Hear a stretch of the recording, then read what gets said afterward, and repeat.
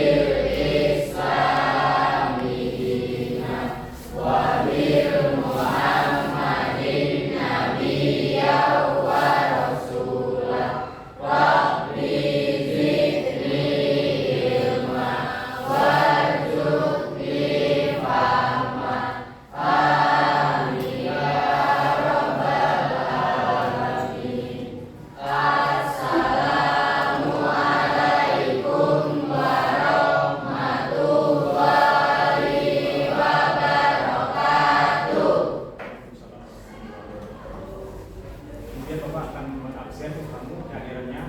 Yang pertama Abdul Rahman, Hadir Pak. Adelia, Ahmad, Hadir Pak. Ahmad Ramadan, Hadir Pak. Aldinda, Alvin, Hadir Pak. Anissa, Ivan, Hadir Pak. Kafa, Ellen,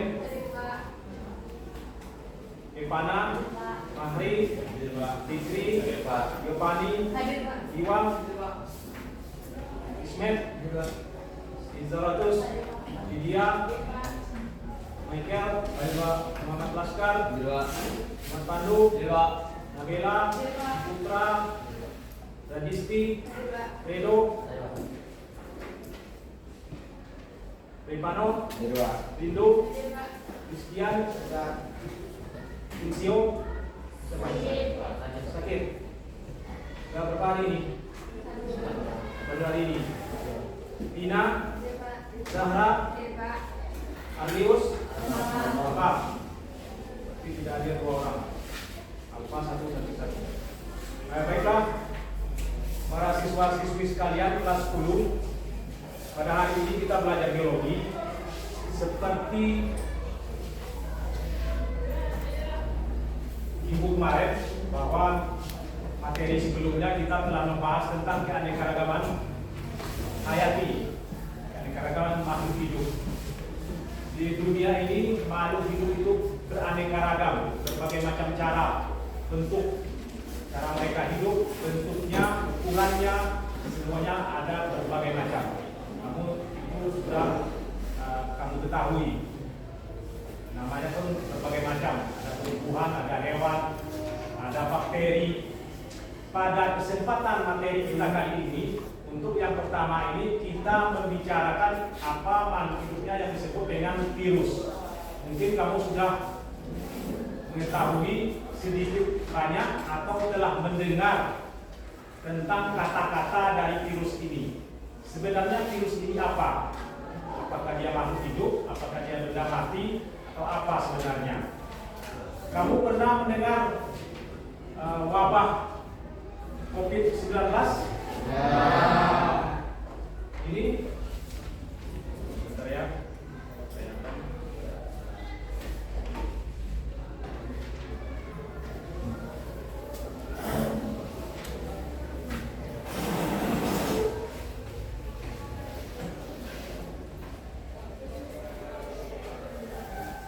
Belum lama ini pada tahun 2000 berapa?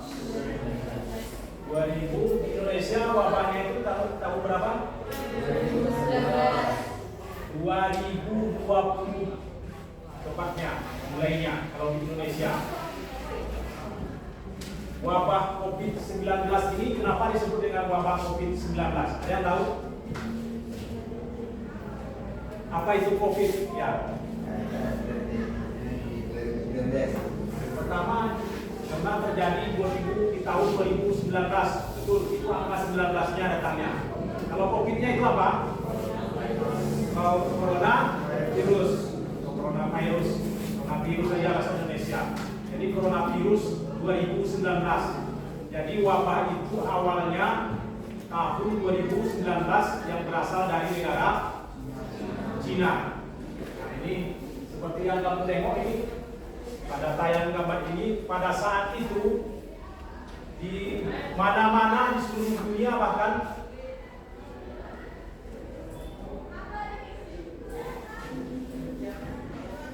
kita pada saat itu memakai masker. Banyak sekali terdapat korban atau kematian karena virus tersebut yang dikuburkan siang hari, malam hari bergelimpangan. Itu adalah salah satunya akibat virus. Begitu berbahayanya virus. Jadi ada yang mengetahui sebenarnya virus itu apa bentuknya? Bagaimana bentuk virus itu sebenarnya? Apa perbedaan virus dengan makhluk hidup yang lain? Ada yang mengetahui? Pada keanekaragaman hayati, ciri-ciri makhluk hidup, kita sudah mengetahui bahwa salah satu ciri daripada makhluk itu dikatakan makhluk hidup apa? Apa yang pertama ciri-ciri makhluk hidup? Kita ini makhluk hidup? Ya. Apa cirinya kita dikatakan hidup? Bernapas. Apa lagi? Bergerak. Apa lagi? Apa? Ya, bernyawa. Karena bernyawa itu bergerak, bernapas. Apa lagi? Motor juga bergerak. Apakah motor itu makhluk hidup? Ya. Apa yang membedakan motor itu dengan makhluk hidup? Akal. Boleh. Yang membedakan utama lagi apa? Kenapa motor itu dikatakan benda mati? Kita atau hewan dikatakan makhluk hidup. Apa? Tapi dia hidup. Bisa hidup. Kemudian dia ada bernyawa. Nyawanya yang hidup, secara berjalan hidup ya kan? Nyawa. Jadi dikatakan seperti itu. Apa yang membedakan utama makhluk hidup dengan motor itu? Dengan motor aja lah.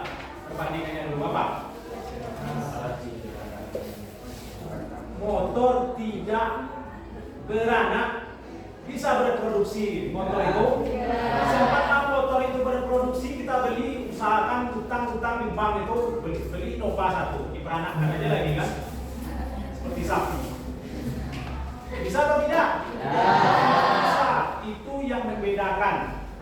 Jadi salah satu ciri makhluk hidup itu yang utama juga adalah bisa berkembang atau beranak atau melahirkan atau bisa bereproduksi.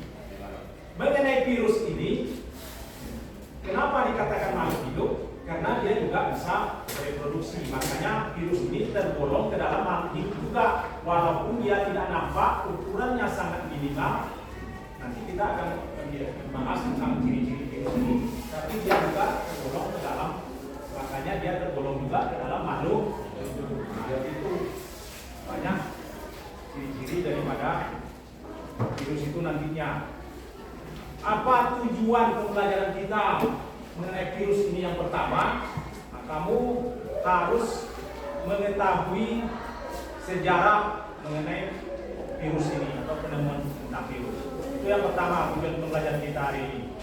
Kemudian yang kedua, kamu memahami dan mampu menjelaskan bentuk. Nah, jadi bentuk virus itu apa saja nanti. Kemudian ciri-cirinya bagaimana. Kemudian struktur tubuhnya apa, terdiri atas apa. Kalau struktur tubuh itu artinya nanti penyusun tubuh makhluk hidup itu, penyusun tubuh virus itu apa saja, terdiri dari apa dia. Nah, itu juga harus kamu tahu nanti dari pembelajaran setelah kita belajar ini. Kemudian yang ketiga adalah siswa atau kamu harus mengetahui dan mampu menjelaskan pembagian daripada virus.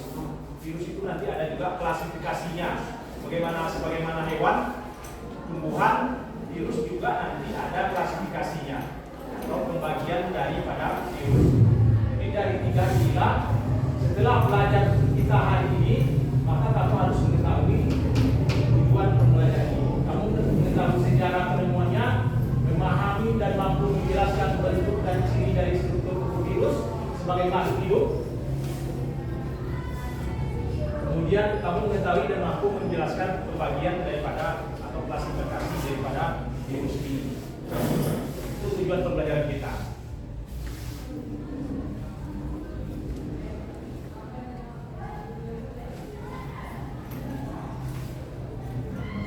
Sebelumnya Bapak akan menayangkan ini sejarah penemuan virus secara ringkas.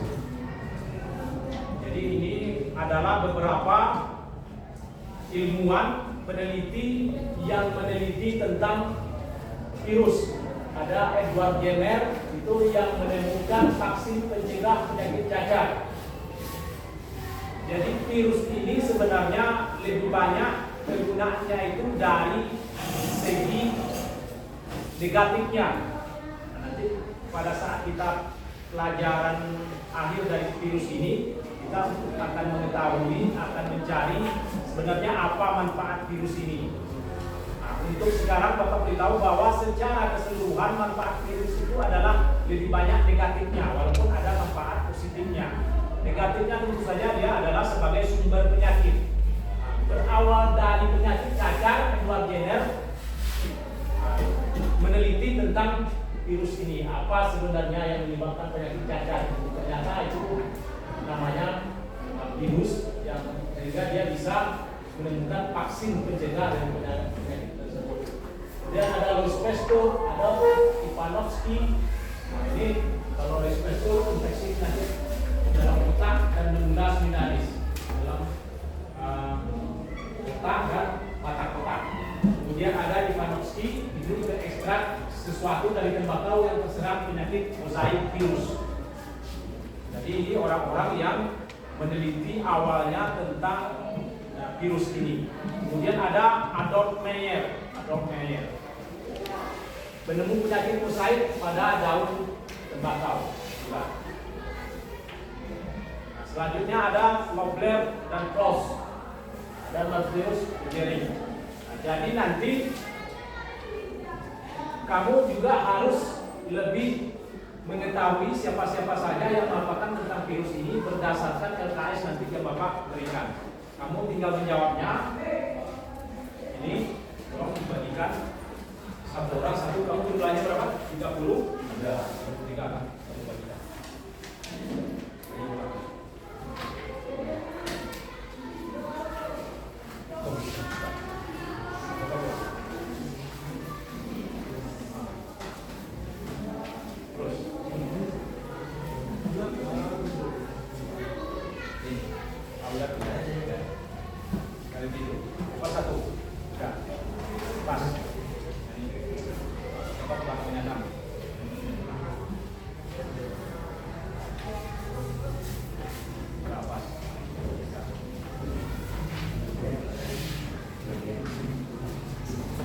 Jadi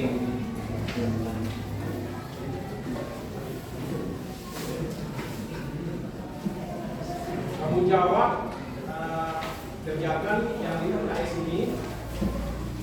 Kamu silakan cari di internet ataupun di buku-buku paket kamu untuk menjawab daripada soal tersebut.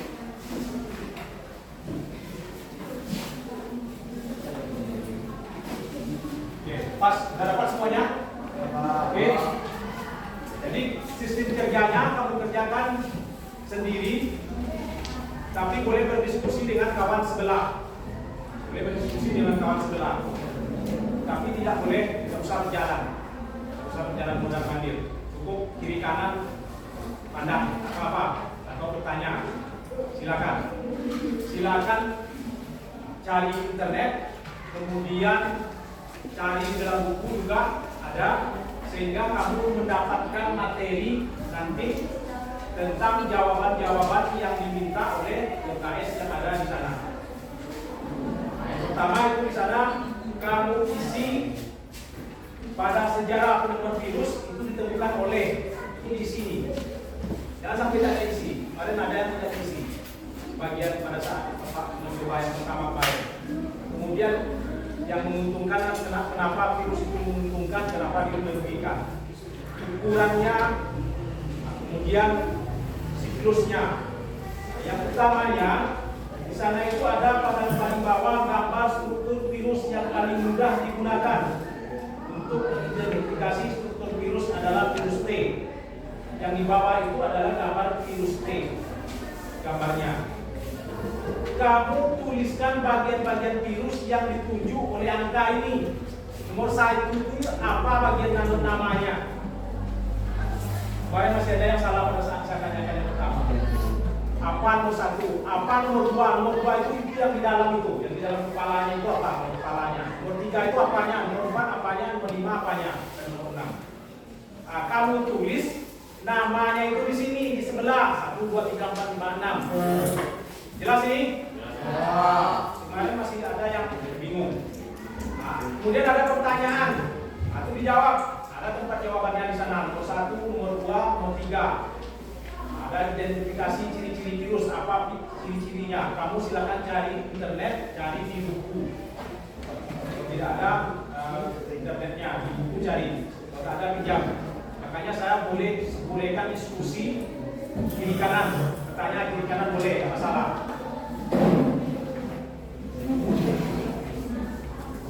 Nah, waktu kamu sekitar 30 menit.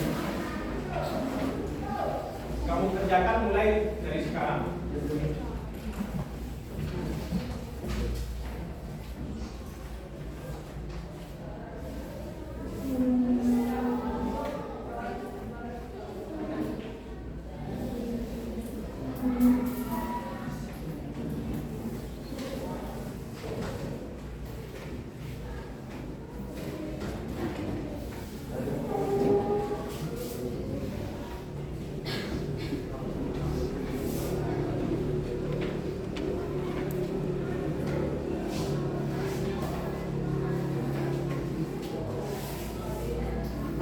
Jadi dalam mengerjakannya apa saja ditulis di sana. Silakan ditanya dengan kawan atau dengan siapa yang tidak jelas, atau dengan bapak juga bisa.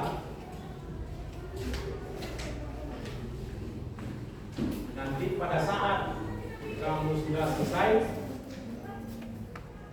kita akan tampilkan, akan bapak suruh 1 atau 2 orang atau 3 orang nanti ke depan untuk menjawab, menampilkan jawaban dari apa yang telah dipimpinnya.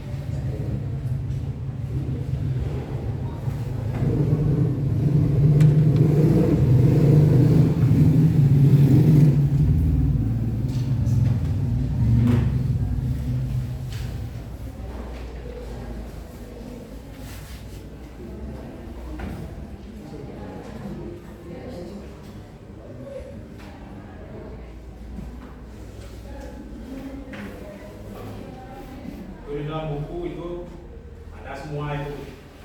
Tinggal catat yang nomor 1 itu apa namanya, nomor 2 apa yang nomor 6.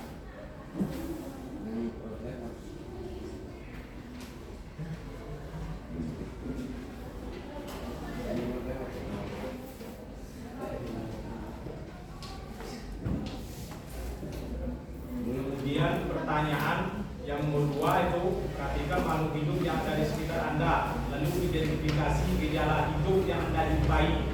Nah, ini seperti yang kita bahas tadi. Apa gejala hidup di sekitar kita, makhluk hidup yang nampak sama kamu, itu arti pertanyaannya. Kemudian nomor 3, ciri-ciri virus. Ciri-ciri virus itu apa? Kamu cari atau eksplorasi ciri-ciri virus itu dari buku juga banyak.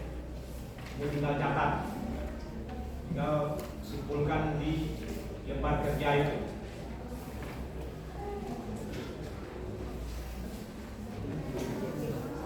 Kemudian yang nomor 4, dari ciri-ciri virus yang dapat diidentifikasi. Nah, dari ciri virus yang kamu tuliskan di nomor 3 itu, apa atau carilah gejala hidup yang dimiliki oleh virus dan jelaskan gejala tersebut.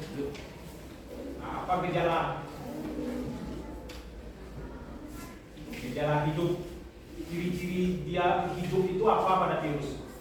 Kamu tuliskan di sana.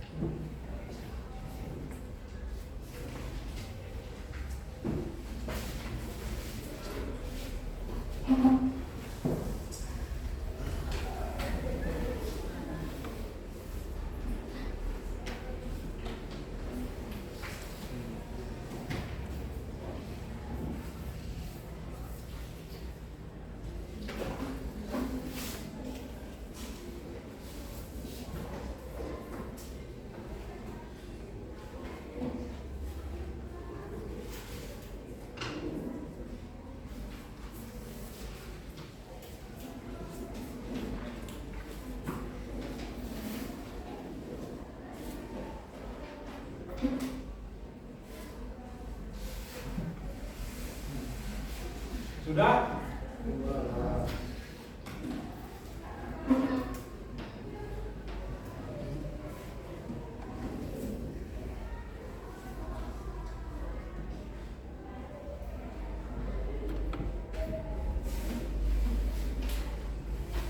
Baik, saya anggap kamu sudah selesai dalam mengerjakan LKS kamu tadi, lembar kerja itu.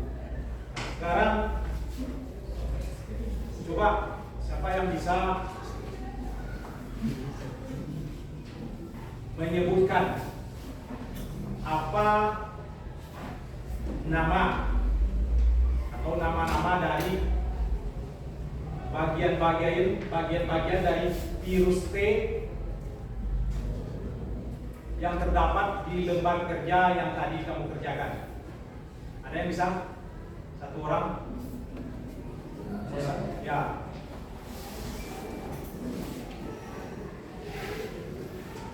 Silakan. Baik, di sini saya akan membacakan hasil jawaban saya. Bagian-bagian virus T yaitu nomor 1 kapsid, nomor 2 asam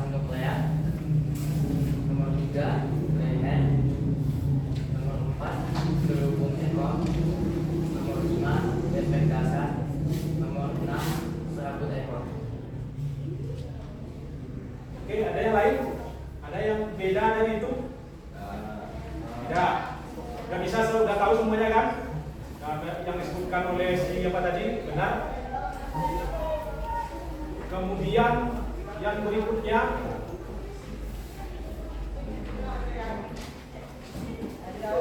yang nomor tiga, identifikasi ciri-ciri virus. Ada yang bisa?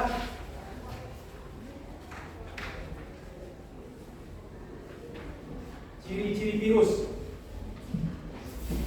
Ada yang bisa?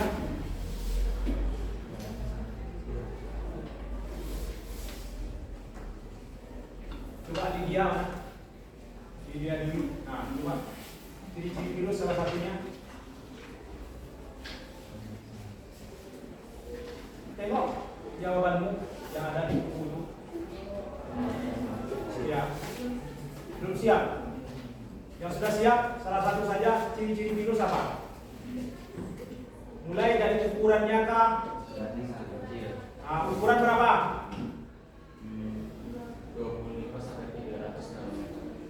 25 sampai 300 nanometer. Nanometer itu lebih kecil dari milimikron, sehingga tidak bisa dilihat dengan mikroskop biasa. Apalagi ciri virus? Tidak memiliki sel. Kalau bakteri itu terdiri atas satu sel.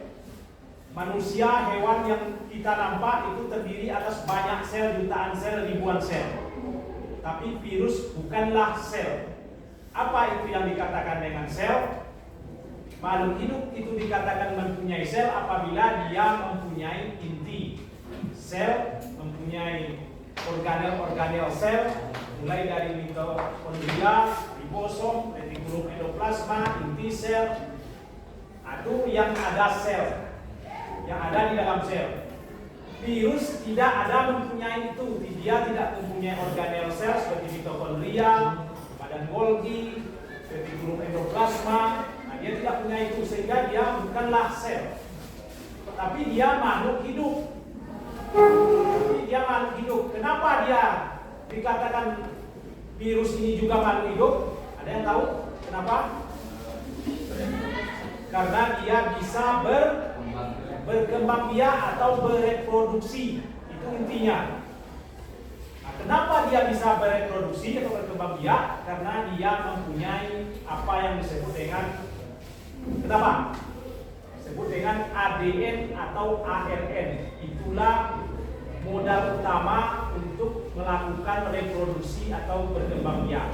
Untuk materi berkembang biak kita akan bahas selanjutnya nanti pada pertemuan berikutnya, bagaimana virus bereproduksi atau berkembang biak.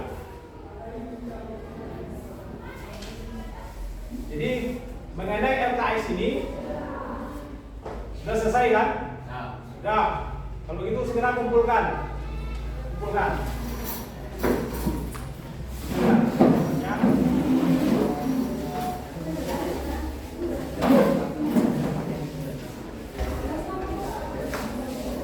Jangan lupa tulis nama. Tulis namanya, jelasnya, lalu kumpulkan. Sekarang ada tulis nama di sana, di atas itu. Lalu dikumpulkan.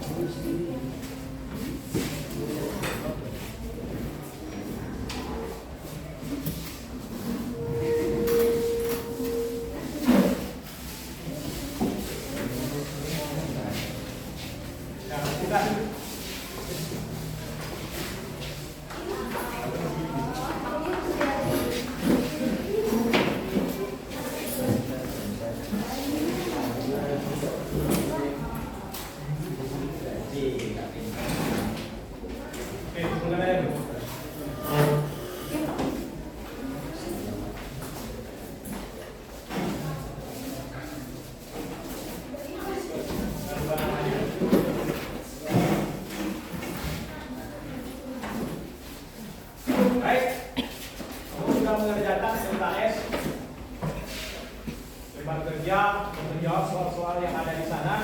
Jadi saya harapkan atau Bapak harapkan kamu sudah mengetahui tujuan pembelajaran kita pada hari ini. Setidaknya kamu sudah tahu sejarah tentang penemuan virus, siapa-siapa orangnya, kemudian bagaimana ciri-ciri virus itu, sampai bagaimana virus itu atau struktur daripada tubuh virus itu sebenarnya.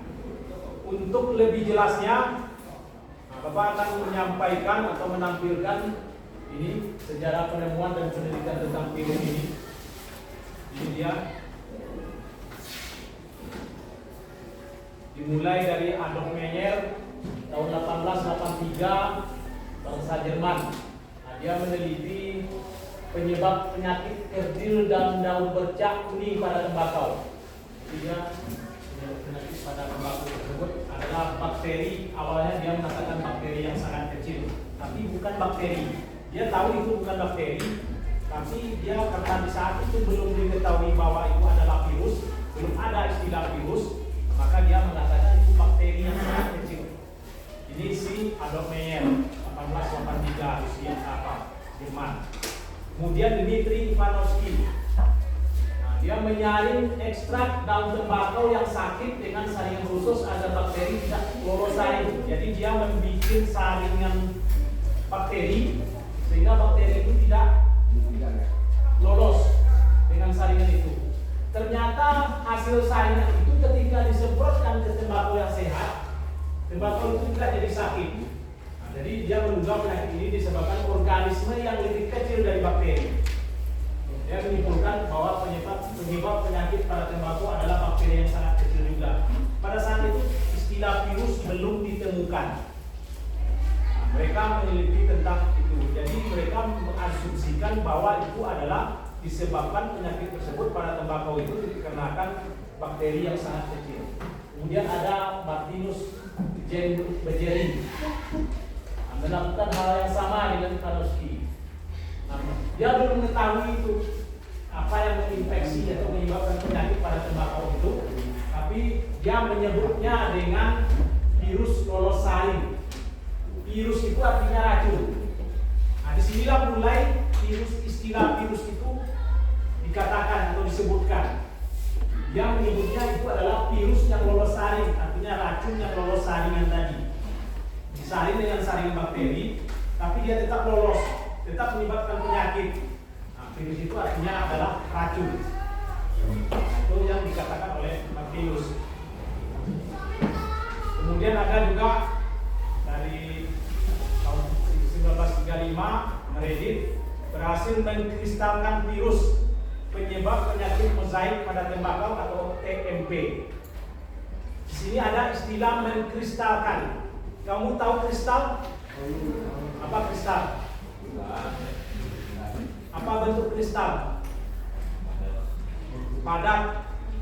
Lagi ciri kristal. Apa? Ya, berkilau, bisa berkilat, bisa halus, berbentuk kristal. Jadi virus ini ternyata bisa dikristalkan seperti halnya benda mati. Nah, itu sebabnya orang menyebut bahwa virus itu merupakan makhluk hidup peralihan antara benda mati dan makhluk hidup. Kenapa dia bisa dikatakan makhluk hidup? Karena dia bisa bergerak, bisa bereproduksi dan hidup di tubuh, di sel makhluk hidup. Makanya dia disebut makhluk hidup. Dia dikatakan benda mati bisa juga. Kenapa bisa dikatakan benda mati? Karena ini dia bisa dikristalkan seperti benda mati. Jadi dia seperti kristal, mengkristal, diam. Dia seperti persis seperti benda mati, seperti kristal gula misalnya. Seperti itulah benda mati dia. Tidak aktif apabila dia berada di luar, bisa dibuat kristal. Dia hanya bisa hidup virus ini apabila dia berada di dalam sel makhluk hidup yang lain atau cairan makhluk hidup yang lain. Kalau dia berada di luar, dia tidak hidup. Dia hanya gelombang angin, ditembus angin ke sana kemari. Tapi apabila sudah masuk ke sel makhluk hidup, terhirup oleh kamu, masuk ke kelenjar tubuh kita yang lunak, yang punya cairan, dia akan hidup, dia akan aktif hidup. Nah, sehingga itu sebabnya virus ini dikatakan juga dengan peralihan antara benda mati dengan makhluk hidup. Kenapa dikatakan benda mati? Karena dia bisa diistilahkan seperti benda mati. Ini yang pertama mengistilahkannya itu Frederick Stanley tahun 1935. Kemudian ada Bowden dan Perry 36 menemukan virus tersebut atas nukleoprotein. Jadi dia ternyata punya susunan protein. Apa proteinnya? Itu adenin, ADN dan ARN namanya. Kemudian ini Oscar berhasil mengamati partikel virus DNP. Nah, jadi inilah ilmuwan yang mempelajari tentang virus asal usul virus ini. Dan ilmu cabang ilmu biologi yang mempelajari tentang virus disebut dengan virologi. Nah, ini adalah percobaan-percobaan yang dilakukan oleh para ahli tadi. Adolf Meyer ini percobaan yang dilakukan Adolf Meyer. Jadi ini virus tembakau atau tumbuhan yang sakit diekstrak atau dihancurkan cairannya, dimasukkan ke dalam air. Ekstrak ini dihancurkan, masukkan ke dalam air, disemprotkan ke tumbuhan yang sehat. Tumbuhan yang sehat ini juga akhirnya sakit. Percobaan yang dilakukan oleh Adolf Meyer. Kemudian ciri-ciri virus ini untuk menegaskan apa yang tadi kamu telah isi. Ukurannya kecil dari bakteri berkisar 20 sampai 300 mikron. Nah, struktur tubuh hanya memiliki satu tipe asam nukleat DNA atau RNA saja. Itu cirinya. Jadi dia mempunyai asam nukleat. Seperti yang Bapak bilang tadi bahwa asam nukleat inilah yang membuat virus itu bisa berkembang biak. Seperti halnya pada manusia, pada sel-sel manusia pada inti selnya juga ada asam nukleat, itu ADN atau DNA dan RNA. Keduanya kalau kita manusia atau makhluk hidup yang tingkat tinggi, yang besar, ukurannya yang kita nampak biasanya ada keduanya ini. Tetapi pada virus itu hanya punya salah satu, hanya RNA atau DNA saja. Nah, inilah yang mendasari klasifikasi daripada virus. Jadi virus itu diklasifikasikan berdasarkan ada DNA atau tidaknya, atau RNA-nya saja. Dibedakan virus DNA dan virus RNA, karena dia tidak ada yang punya keduanya. Seperti manusia, hewan dan yang lain itu punya keduanya. Ada DNA, ada RNA. Kalau virus hanya punya salah satu. Jadi virus itu dibagi di atas klasifikasinya itu virus DNA dan virus RNA. Kemudian hanya dapat bereplikasi di dalam sel jaringan hidup. Dia dikatakan parasit obligat intraseluler. Hanya hidup di sel makhluk hidup. Kalau dia di luar makhluk hidup tak bisa dia hidup. Nah, itulah dia yang menyebabkan penyakit ini atau parasit sejati. Tidak mempunyai membran plasma, sitoplasma, ribosom, sehingga tidak bisa disebut sebagai sel. Tidak ada organel sel pada virus, sehingga dia tidak bisa dikatakan sebagai sel. Organel sel itu ada ribosom, sitoplasma, retikulocytoplasma, badan Golgi dan segala macam. Pada tubuh kita ada, pada sel tubuh kita ada itu semua. Pada hewan-hewan tingkat tinggi itu ada semua. Kalau virus ada ini, sehingga dia tidak bisa disebut sebagai sel. Tapi kalau bakteri walaupun hanya terdiri satu sel, dia punya organel ini. Makanya dia disebut sel. Bentuknya ini ada oval, batang, bulat, kumparan dan bentuk T. Dapat dikristalkan. Ciri dia sebagai benda mati seperti yang saya bilang tadi. Dapat bereproduksi, memiliki asam nukleat DNA, RNA, deoksiribonukleat asid, ribonukleat asid, atau ADN kalau singkatan Indonesianya, asam deoksiribonukleat, ARN singkatan Indonesianya, asam ribonukleat. Dia hanya memiliki salah satunya. memiliki asam nuklеик salah satu saja, sehingga dia dapat bereproduksi dengan ini. Bagaimana cara dia bereproduksi itu kita akan bahas dalam materi berikutnya. Ini ciri virus. Tidak memiliki protoplasma, dapat membentuk kristal, dapat mengadakan replikasi pada makhluk hidup yang lain. Replikasi itu artinya memperbanyak diri. Memperbanyak diri atau bereproduksi itu masuk replikasi. Memperbanyak diri dia, bertambah dengan hidupnya itu serupa dengan dia, memiliki DNA atau RNA. Ini ciri dia sebagai benda mati, dianggap sebagai benda mati. Ini ciri dia virus itu dianggap sebagai makhluk hidup. Oke, mengerti ini ya? Ini kenapa kita membahas salah satu saja struktur tubuh virus, virus T ini? Karena virus ini yang lebih mudah untuk mengidentifikasinya, virus T. Virus ini adalah bakteriofag, virus yang menginfeksi bakteri. Jadi dia virus T ini hidup di tubuh bakteri. Bakteri, satu sel bakteri itu dia bisa hidup di satu sel bakteri. Di apanya? Infeksinya masuk dia ke sana hingga dia di sel bakteri itu, lalu hancur nanti bakteri itu, dia berkembang lebih banyak lagi, pindah lagi ke sel bakteri yang lain. Itu dia nanti. Nah, itu virus P, bakteriofag, virus yang menyerang bakteri.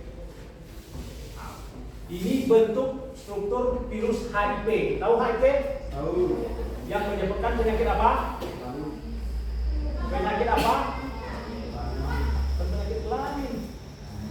AIDS, AIDS, AIDS, penyakit AIDS, penyakit yang menyerang sistem kekebalan tubuh. Jadi bukan kelamin saja, cuma penularannya banyak melalui kelamin. Itu AIDS. Yang diserangnya adalah sistem kekebalan tubuh makhluk hidup, manusia utamanya. Penularan banyak melalui kelamin, bisa juga melalui donor darah, bisa juga melalui cairan tubuh yang lain. Nah, kalau bersalaman atau bersinggungan tak apa-apa. Pula nanti ada orang menderita AIDS kan, nah, kamu takut bersalaman tak salah sebenarnya.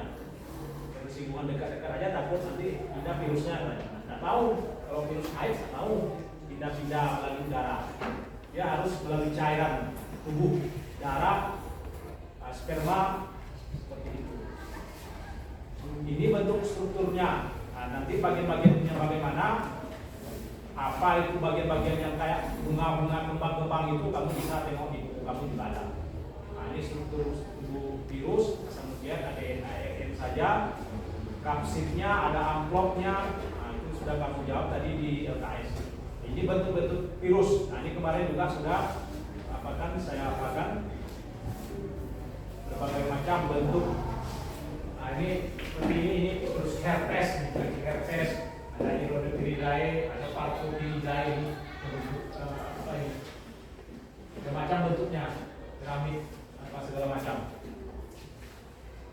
Nah, ini bentuk-bentuk daripada virus. Macam bentuknya nanti ukurannya pun berkisar antara 20 sampai 500 tadi. Nah, jadi itu materi kita pada siang hari ini mengenai sejarah, ciri, dan struktur tubuh virus. Untuk materi selanjutnya kita akan bahas tentang perkembangbiakan virus. Pada pertemuan kita selanjutnya, bagaimana virus itu berkembang biak, bagaimana mereka memperbanyak diri, dan bagaimana mereka bereproduksi pada tubuh makhluk hidup. Jadi sekarang dengan kamu mengetahui tentang virus ini, bagaimana sebenarnya mereka hidup, bagaimana penularan mereka dari satu makhluk hidup ke makhluk hidup yang lain, tentu tak lain kamu harus menjaga pertama kebersihan, kemudian menjaga pola hidup. Nah, seperti penyakit AIDS atau virus HIV yang kamu tadi bilang, maka itu termasuk salah satu cara pencegahannya. Misalnya jangan bergentakan di pasangan pada saat kamu sudah dewasa nanti, bahkan saat sekarang juga, karena akan mudah tertular penyakit. Apalagi virus HIV itu jangka kerja waktu untuk dia bisa menjadi penyebab penyakit AIDS itu lama, bertahun-tahun. Tidak bisa saat kena sebulan, 2 bulan, 3 bulan langsung KO, dah seperti itu. Tidak sama halnya dengan virus COVID itu. Kalau virus COVID 1-2 hari kena, bisa langsung KO. Kalau virus HIV misalnya enggak. Tapi lama-lama tubuh hancur, berangsur-angsur, tidak punya daya tahan tubuh. Apapun bibit penyakit nanti yang masuk langsung menyerang dan bisa menyebabkan kematian. Dia teridentifikasi mati bukan karena AIDS, tapi mungkin karena penyakit-penyakit yang sepele, mungkin flu atau sama, tapi pada prinsipnya dia sudah HIV atau AIDS. Itu makanya pola hidup, termasuk kebersihan kalau untuk dari pencegahan penyakit oleh virus ini sangat diperlukan. Sampai di sini ada yang mau ditanyakan mengenai materi kita hari ini? Baik, kalau tidak ada, mungkin Bapak cukupkan sekian. Kita akan bahas materi selanjutnya nantinya tentang bagaimana perkembangbiakan virus. Bagaimana virus itu berkembang biak, bagaimana mereka bisa memperbanyak diri, bagaimana mereka bisa berpindah dari satu makhluk hidup ke makhluk hidup yang lain, dan bagaimana mereka atau kita harus menangkal hal-hal tersebut. Tentu saja seperti yang Bapak bilang bahwa kita perlu untuk melakukan hidup sehat dan bisa mengantisipasi, mengerti bagaimana cara dia berpindah, bagaimana cara dia virus itu menular dari satu tempat ke tempat yang lain. Nah, mungkin itu yang dapat kami Bapak sampaikan. Kalau memang tidak ada pertanyaan, Bapak cukupkan sekian. Wabillahi taufiq wal hidayah.